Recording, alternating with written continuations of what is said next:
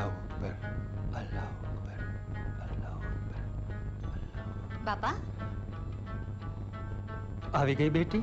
હા આજે તું એકલી આવી? હા બાપા એકલા આવતા ડર નથી લાગતો?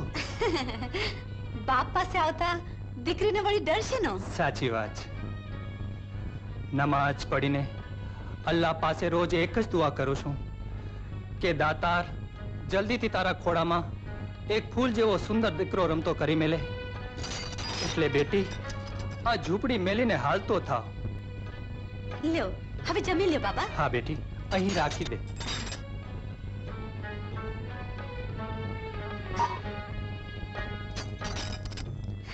બાબા આપ ઈચ્છો તો રાજમહેલના ઓરડા શણગારી તમારો ઉતારો કરાવું. દાસ દાસીઓને તમારી સેવામાં હાજર કરું બાબા. બેટી ફકીરને મન મહેલ શું કે આ ઝોપડી શું? આપ અમારું ઓઢણું અને ધરતી ઈ અમારું પોઢણું. આ શોર બકોર છે ને? બાબા આપ જમી લો હું જોઉં છું. એ પકડી બહાર નીકળ. આ તો મારી સામે લલકાર લાગે છે. બાબા ગામ લોકોમાં કઈ ગેરસમજ થઈ છે. હું સમજાવું છું. આપ અંદર રહો અંદર રહો.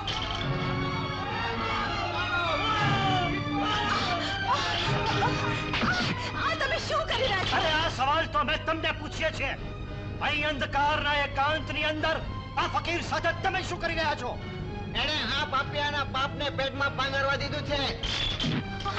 લાનત છે તમારા પર કે પિતાને પુત્રી નાખ્યા અને તમે પાપ કહો છો. બાબા તમે અંદર જાઓ બાબા. આ બધા તો અંધકારના નશામાં અંધ બની ગયા છે. તમને કઈ થઈ જશે તો? બેટી અલ્લાહના મતવાલાને મોતનો ડર નથી હોતો. કોના થવું એનું નામ જ ફકીરી. જોઉં છું કે હવે કોણ હાથ ઉગામે છે. તાયરો તમે ના ભૂલતા કે હું ફકીર છું પણ અલ્લાહનો. આ કાળા કપડા કોઈ કલંકના નહીં પણ કિરદાર પ્રત્યેની કૃતજ્ઞતાના પહેર્યા છે. આ હાથ કોઈ હાથ ભાગીના નથી પણ જ્યારે ખુદાની સુરવીરતાને સિર પર ચડાવનારના છે. અલ્લાહના શીખ સામે આંખ ન કાઢો નહીં તો આંખે આંધળા થઈ જશો. એને પથ્થર ના મારો નહીં તો પાછળના પુતળા બનીને ધરતીમાં ધરવાઈ જશો. અલ્લાહની લાકડીનો અવાજ તમને આગમાં ઓરી દેશે. નિર્દોષને નિંદો નહીં તો આ ધરતીનું ધનોત પનોત નીકળી જશે. જોઈ શું રહ્યા છો? મારો પથ્થર. કોણ સામે ઝૂકવું એ કાયરતા છે બેટી. પણ આ થવા નીકળેલા ફકીર જો પાછા પગલા ભરે તો લોકો એને ફિટકારશે બેટી, ફિટકારશે. ખબરદાર જો કોઈ આગળ વધ્યા તો એક એકના હું માથા ઉતારી લઈશ. મારી માં સમાન ભાભીની આ હાલત કરનારને હું જીવતા નહીં છોડું. રાજરાણી ઉપર આવો અત્યાચાર, આવું અપમાન. અરે સન્માન તો સતીના થાય, ઉલટાનો નહીં મહારાજ. એટલે તમે કહેવા શું માંગો છો? એ જ કે ગામના પાદરમાં એક પાખંડી હારે પાપ લીધા આચરીને મહારાણીએ અમારા ગામની આબરૂને ધૂળમાં મેળવી છે. સીતા જેવી મહારાણી ઉપર તમે વહેમ કરો છો. મહારાજા તમે રામ નથી અને હું ધોબી નથી, પરંતુ હવે તો તમને રાજા કહેતા પણ અમને શરમ આવે છે. ખબરદાર! સીતા કે રામના પવિત્ર નામો તમારા જેવા પાપીઓની જબાન પર સોંપતા નથી. તમારો રાજા એ સંસ્કારે રામ જ છે અને રાણી એ ચારિત્રમાં સીતાનું સાક્ષાત રૂપ છે. પરંતુ તમે બધા સીતાને સતાવનારા રાવણના વંશજ લાગો છો. જ્યારે તમારા જેવા પાપીઓના ધરતી પર ઉદય થાય છે ત્યારે આ ધરતી પર મહાવીર બુદ્ધ રામ કે પૈગંબરને અવતાર લેવો પડે છે. હું કોઈ દેવ કે તપસ્વી કે ઋષિ મુનિ નથી તો પીર કે પૈગંબર છું. તો અલ્લાહનો એક જ બંદો, ઓલિયા કિરામનો ચાહનારો, મિતા કાતારનો મતવાલો. એ દાતાની દુહાઈ લઈને અલ્લાહ પાસે યાચના કરું છું કે તમારા જેવા પાપીઓના પૃથ્વી પરથી સર્વનાશ થજો. પીરા દાતા. નહીં બાબા નહીં. તમારા ક્રોધનો ભોગ આ ગમાર ગામડિયાને નહીં બનાવતા. આ ભોળા છે, આ બોધ છે, અમારી પ્રજા છે બાબા. એમને કઈ થશે તો જગતના ઇતિહાસમાં કાળે પાને મારા પતિનું નામ લખાશે કે ધરમ ધુરંધર રાજવીએ એક ફકીરના હાથે પ્રજાનો વિનાશ કરાયો બાબા. બેટી આખી જા. નહીં બાબા. આ બધા ઉપર રહેમ ન હોય. નહીં બાબા, નહીં નહીં. મારી ભોળી પ્રજા માટે ખોળો ફેલાવી ભીખ માંગુ છું બાબા. તમે તો અલકારીનો અવતાર. તમારી દીકરીની વિનંતી માનો બાબા. બેટી, તીર છૂટી ગયું છે. બાબા, આ તીરને ઝીલવાની મારા હૈયામાં હામ છે. આ કાળ ઝાડ છે. કરમના લેખ બદલાતા નથી બાબા. જીદ ન કર બેટી. આ ધૂળી અલ્લાહના મતવાલા ફકીરની બદદુઆઓનો કાતિલ કરિશ્મો છે.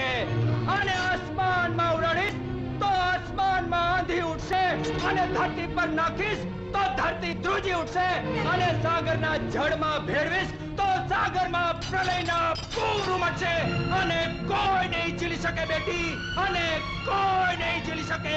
હું ઝીલીશ બાબા, હું ઝીલીશ. અગર સ્ત્રીઓના સત હજી આ ધરતી પર જાગતા હશે તો મારી પ્રજાની રક્ષા માટે મારા પાલામાં હું ઝીલીશ. આનો પ્રત્યાઘાત જાણે છે? બાબા, પુણ્યશાળીને પ્રત્યાઘાતની પરવા હોતી નથી. પ્રત્યાઘાતથી તો પાપીઓ ડરે. બાબા, તમને તમારી દીકરીના સોગંદ છે. લાવો એ માટી. બેટી,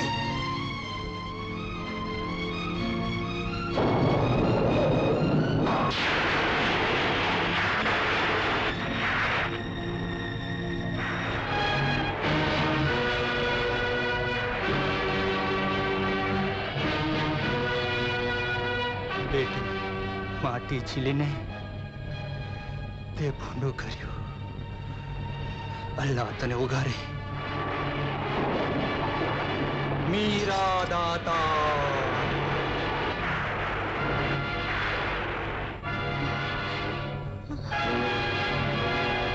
મહારાણી, મહારાણી, મહારાણી.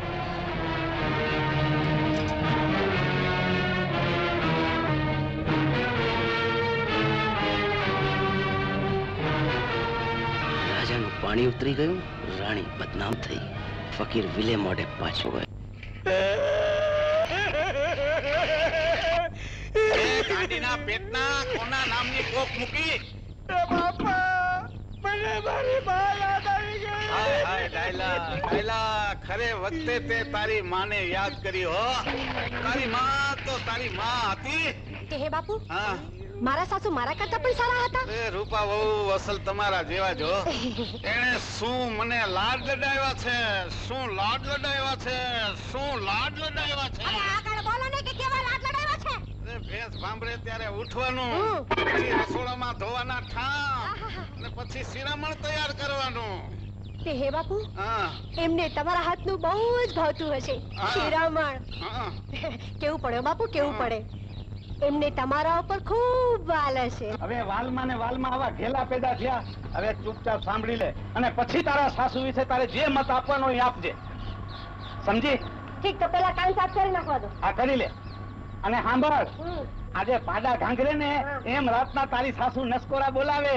ઈ નસકોરા સાંભળીને પાડોશી જાગી જાય, પણ ઈ મારી હાડી નો જાગે. તો જરૂર મારા સાસુને નાકની કોઈ બીમારી હશે. ના ભાઈ ના, મારી હાડી આખી રાત મારી હારે ઝઘડે, ઠેઠ હવારના ઓલે ઉજાડે ઉઠે.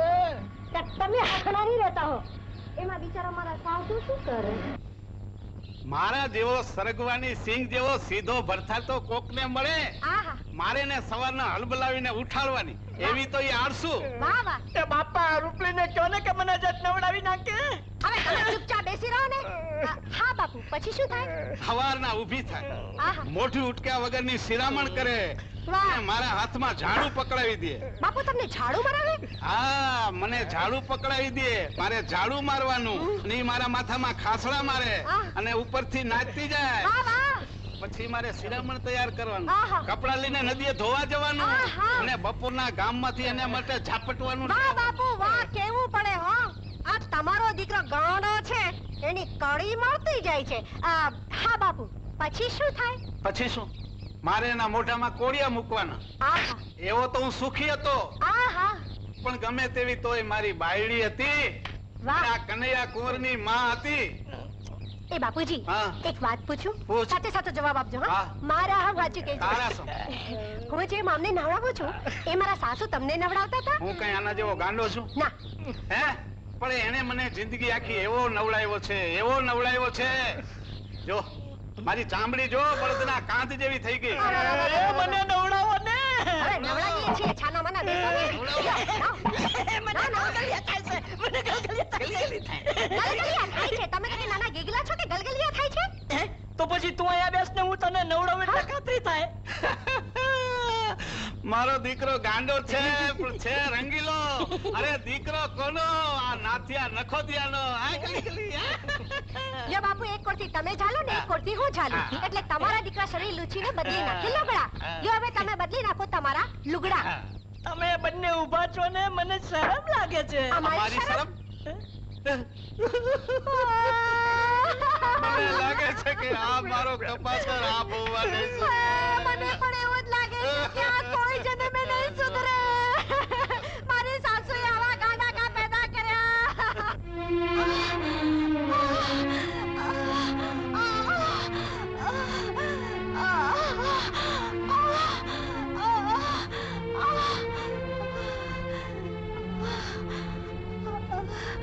શું વાત છે વૈદજી? મહારાજ, શુભ સમાચાર છે. ઝટ ડાયણને બોલાવો.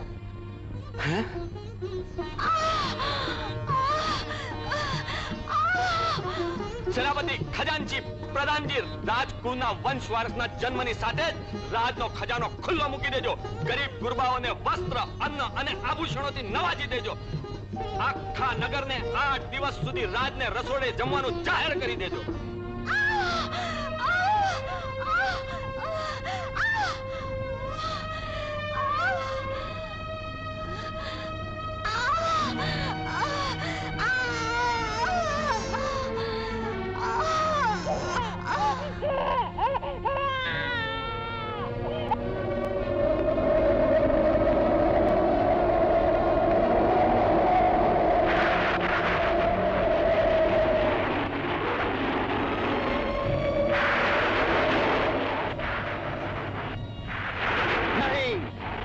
હું મારા સપનાઓને પૂરા કરવા કાળોતરો નાગ બનીને આખા કુળને ડંકી જઈશ.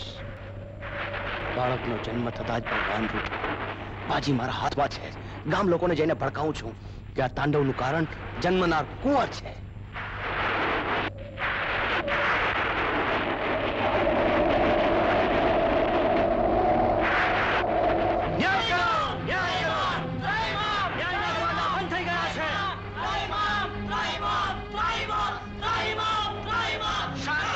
શાંત થાઓ. રાજકુમાર શૈતાન છે. પ્રજાને માથે ભાર બનીને આવ્યો છે. અરે એ તો લોકોનું લોહી પીવા આવ્યો છે.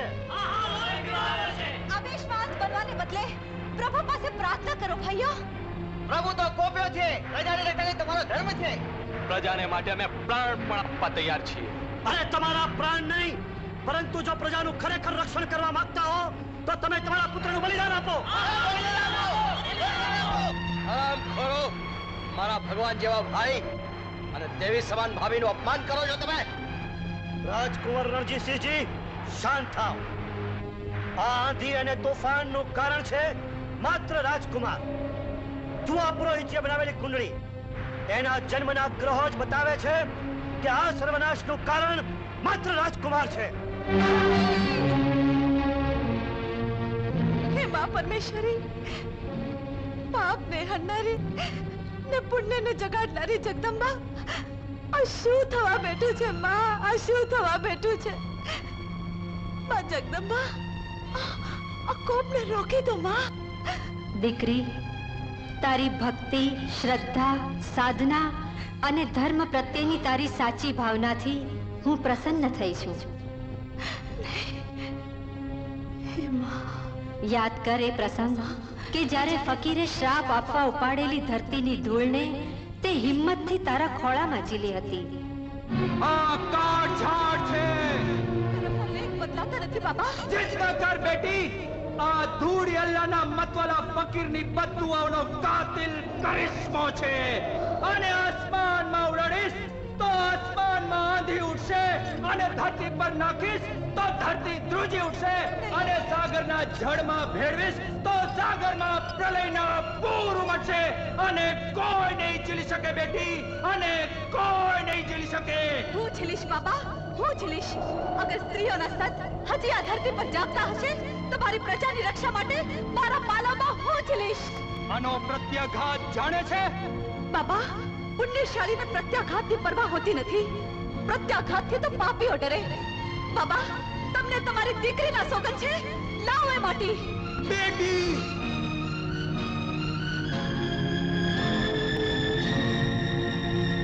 એ માટીએ તારા પુત્રના જન્મતાની સાથે જ પોત પ્રકાશ્યું છે.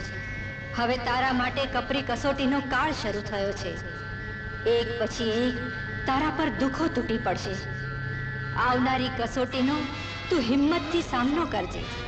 મારા આશીષ તારી સાથે છે. હે માં,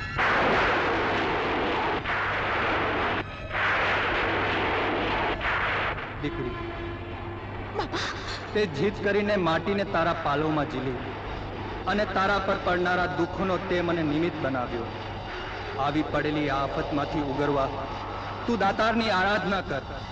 તને તારી કુળદેવીના આશીષ છે અને હું પણ તારા માટે દાતારના દરબારમાં દુઆ કરું છું.